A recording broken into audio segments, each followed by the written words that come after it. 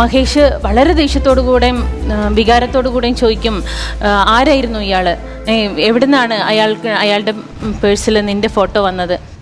മായ ആകെ തകർന്നൊരു മട്ടിലാവും. കാരണം മായ ഒരിക്കലും പ്രതീക്ഷിക്കുന്നില്ല ഇങ്ങനൊരു സംഭവം മഹേഷിൻ്റെ കൈകളിൽ എത്തുന്നോ അങ്ങനെ. കാരണം അത്രയും വലിയൊരു നടിയായിക്കൊണ്ട് മായ മഹേഷിൻ്റെ മുന്നിൽ അഭിനയിച്ചുകൊണ്ടിരിക്കുകയായിരുന്നു. ആദ്യം കുറച്ച് കാര്യങ്ങളൊക്കെ മഹേഷേട്ടൻ വിചാരിക്കുന്ന പോലെ ഒന്നും ഇല്ല എന്നുള്ള കാര്യങ്ങളൊക്കെ പറഞ്ഞു നോക്കിയെങ്കിലും മഹേഷിൻ്റെ ഓരോ ചോദ്യങ്ങൾക്ക് മുമ്പിലും മായക്കൊന്നും പറയാൻ പറ്റാത്ത ഒരു അവസ്ഥയിലേക്ക് വരും. അങ്ങനെ മായ തുറന്നു പറയും. മായ പറയും, എനിക്ക് കല്യാണത്തിന് മുന്നേ എനിക്ക് സുധീഷിനെ ഇഷ്ടമായിരുന്നു. അച്ഛനും അമ്മയൊക്കെ നിർബന്ധിച്ചിട്ടാണ് ഞാനിങ്ങനെ ഒരു കല്യാണത്തിന് നിൽക്കുന്നത് തന്നെ എന്നുള്ള കാര്യം മായ മഹേഷിനോട് പറയും.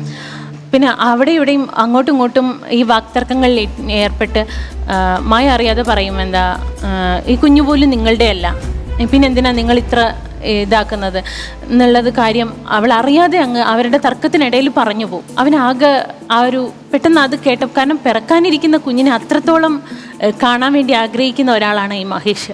അപ്പം മഹേഷ് അല്ലാതായി പോയി തീർന്ന ഒരു അവസ്ഥയിലോട്ട് വരികയാണ്. അവിടെ നിന്ന് അവൻ വളരെ വിഷമത്തോടു കൂടി ആ വീട്ടിൽ നിന്ന് അവളോടൊന്നും ഒന്നും പറയാൻ പറ്റാത്തൊരു സിറ്റുവേഷനിൽ അവൻ വീട്ടിൽ നിന്ന് ഇറങ്ങുകയാണ്. ഇറങ്ങി അവനിങ്ങനെ നടന്ന് എങ്ങോട്ട് പോകണമെന്ന് പോലും മഹേഷിന് അറിയില്ല. കാരണം മായയോട് എന്തൊക്കെ സംസാരിച്ചു എന്നുള്ളതും മഹേഷിന് അറിയില്ല. അത്രയും വല്ലാത്തൊരു മാനസികാവസ്ഥയിലായിരുന്നു മഹേഷ്. അങ്ങനെ മുന്നോട്ട് പോയി അവൻ ഈ ബീച്ചിലോട്ട് തന്നെയാണ് പോകുന്നത്. സന്ധ്യാനേരമാണ്. അങ്ങനെ ഇവനിങ്ങനെ ബീച്ചിലോട്ട് ഇങ്ങനെ ഇറങ്ങി പോകുന്നതാണ് നമ്മൾ കാണിക്കുന്നത്. അങ്ങനെ ആ ഇറങ്ങി പോകുന്നിടത്ത് നമ്മൾ പറയാണ് 15 വർഷങ്ങൾക്ക് ശേഷം ആണ് പിന്നെ കാണിക്കുന്നത്. ഈ 15 വർഷങ്ങൾക്ക് ശേഷം ഈ മഹേഷിന് എന്ത് പറ്റി, എന്ത് സംഭവിച്ചു എന്നുള്ളതൊന്നും നമ്മൾ ഒന്നും പറയുന്നില്ല. പക്ഷേ വേറൊരു ബീച്ചിൽ മഹേഷിനെ നമ്മൾ അവിടെ കാണുകയാണ്. പക്ഷേ വേറെ തന്നെ ഒരു മുഖവും വേറെ തന്നെ ഒരു സ്വഭാവവും ഒക്കെ ആയിട്ടുള്ള തികച്ചും വ്യത്യസ്തനായ ഒരു മഹേഷ്. അപ്പോൾ അവിടുന്ന് കുറച്ച് കുട്ടികൾ ടൂറിന് വന്നിട്ടുണ്ടായിരുന്നു. ആ കുട്ടികൾ ടൂറിൽ കളിച്ചുകൊണ്ടിരിക്കുന്ന സമയത്ത് 2 കുട്ടികൾ കൂടുതൽ കളിച്ചുകൊണ്ടിരിക്കുന്ന സമയത്ത് ഈ 2 കുട്ടികളെ തിരമാലകൾ വലിച്ചു കൊണ്ടുപോവാണ്. അപ്പോൾ പലരും എന്ത് ചെയ്യണമെന്ന് ഇങ്ങനെ സ്തംഭിച്ചിങ്ങനെ നിൽക്കുന്ന ഒരു സമയത്ത് മഹേഷ് ഇത് കണ്ടുകൊണ്ടിരിക്കുന്നുണ്ടായിരുന്നു. മഹേഷ് ആ കടലിലോട്ട് എടുത്തു ചാടി ആ 2 കുട്ടികളെ രക്ഷിക്കുകയാണ്. വളരെ പരിക്കനാണ് ഇന്ന് മഹേഷ്. കാരണം അവൻ്റെ ജീവിത പാഠങ്ങളായിരിക്കാം അവനെ പരിക്കനാക്കി മാറ്റിയത്. അപ്പോൾ അങ്ങനെ അവൻ ഈ കുട്ടികളെ 2 പേരെയും രക്ഷിച്ച് പെട്ടെന്ന് തന്നെ ഹോസ്പിറ്റലിൽ എത്തിക്കും. കാരണം മറ്റാരും ഏറ്റെടുക്കുന്നില്ല. കാരണം കുട്ടികൾക്ക് എന്തെങ്കിലും സംഭവിച്ചാലോ എന്നുള്ള ഒരു ഭയം ഉണ്ടായിരുന്നു എല്ലാവർക്കും. സ്കൂളിലെ ടീച്ചർമാരും എല്ലാവരും പെട്ടെന്ന് തന്നെ അമ്മയെ വിളിക്കുകയും അമ്മയെയും വീട്ടിലോട്ട് വിളിക്കുന്നു. അവർ പെട്ടെന്ന് ഈ ഹോസ്പിറ്റൽ വരാന്തയിലേക്ക് വരികയാണ്.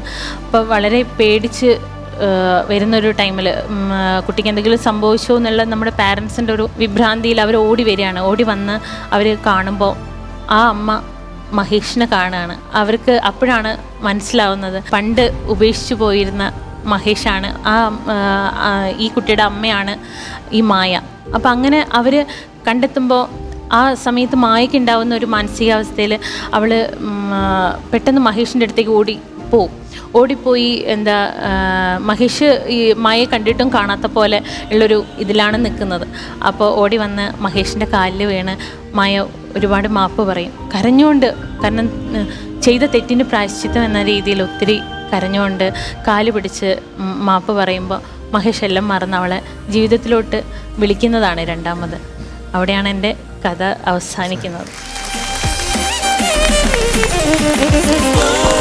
പുതുമയുള്ള കുറച്ച് അംശങ്ങളുണ്ട് തീർച്ചയായിട്ടും. പക്ഷേ ആദ്യമേ പറയാം, ഒരു സിനിമയ്ക്കുള്ള എലമെൻ്റ് എന്തായാലും ഇതിനകത്തില്ല.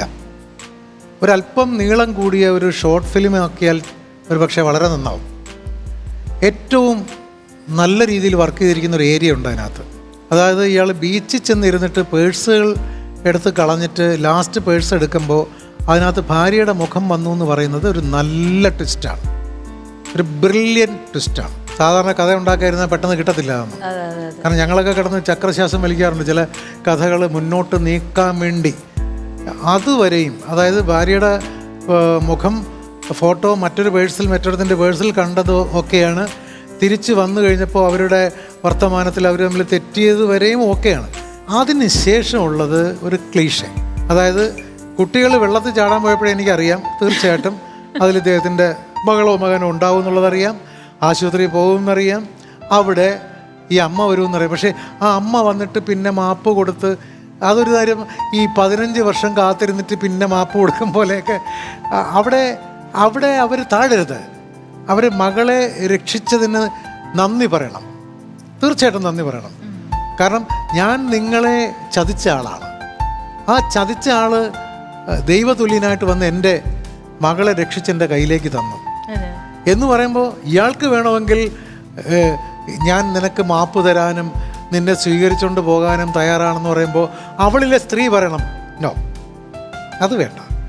എന്നും നിങ്ങളെ ഞാൻ ഓർക്കും. എൻ്റെ മകളെ രക്ഷിച്ച ദൈവമായിട്ട് നിങ്ങളെ ഞാൻ ഓർക്കും, ഭർത്താവായിട്ടല്ല.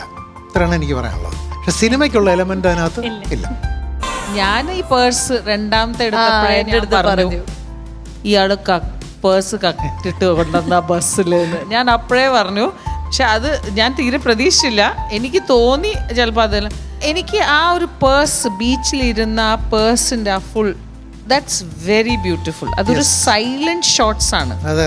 പക്ഷേ എനിക്ക് അതിൻ്റെ മുമ്പത്തെ ഈ ഒബ്വിയസ്ലി ഇൻട്രൊഡക്ഷൻ, നിങ്ങളുടെ ഹീറോ കടക്കുന്നു, ഭാര്യ പ്രഗ്നൻ്റ് ആണ്, അതൊക്കെ ഒരു ആക്ച്വലി 5 മിനിറ്റ്സിൻ്റെ ഷോർട്ട്സേ ഉള്ളൂ അതിൻ്റെ മുമ്പേ.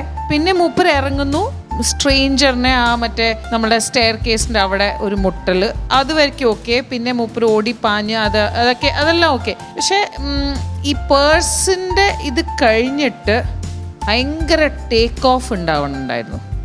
എനിക്ക് അത് കഴിഞ്ഞ് ഭയങ്കര ഫ്ലാറ്റ് തോന്നി. അത് കഴിഞ്ഞാണ് പോയത്. ആ പക്ഷെ ബീച്ചിന്റെ എലിമെന്റ് വേറെ ഒരു ലെവലിലാണ്.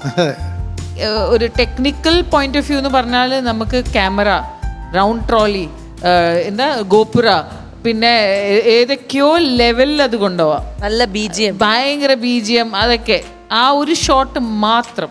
പക്ഷേ എനിക്ക് ബാക്കി സ്ക്രിപ്റ്റ് എൻ്റെ ഒരു പോയിന്റ് ഓഫ് വ്യൂവിൽ ഞാൻ എപ്പോഴും ഒരു സ്ക്രിപ്റ്റ് കേൾക്കുന്നത് ഒരു ആർട്ടിസ്റ്റ് എന്ന നിലയിലാണ്, ഒരു പ്രേക്ഷകർ എന്ന നിലയിലാണ്. ഐ ഫെൽറ്റ് അത് കഴിഞ്ഞ് ഭയങ്കര ലാൻഡ് ആയിപ്പോയി. അതാണ് എൻ്റെ ഒരു ഇത്. All the best.